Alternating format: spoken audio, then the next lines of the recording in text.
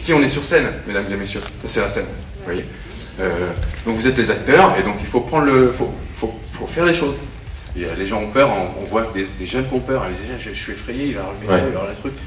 Il ne faut pas avoir peur. Il faut le faire, et le faire bien. Il ne faut pas que les seniors soient rejetés. Il ne faut pas qu'on les mette dans un coin. Ouais, c'est fini, ils vont à la casse. Est-ce qu'on pense assez aux seniors ici, à Vitry? Je ne sais pas, je ne crois pas. Par exemple, il y a la facture numérique. Je ne pense pas qu'on s'occupe assez des seniors sur ce plan-là. J'habite la résidence La Briqueterie. En 2009, il y avait des Français de souche, des Africains, des Maghrébins, des Asiatiques. En 2017, aujourd'hui, il n'y a que des immigrés.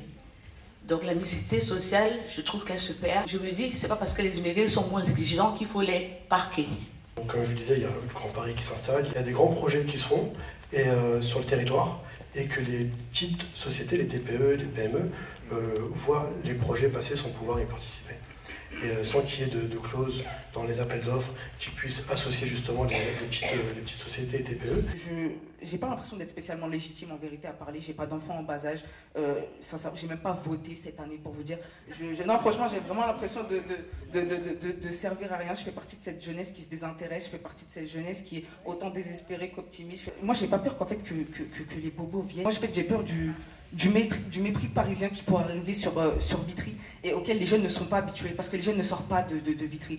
Juste en profiter pour dire que ça me fait énormément plaisir d'entendre des gens auxquels j'aurais jamais adressé la parole.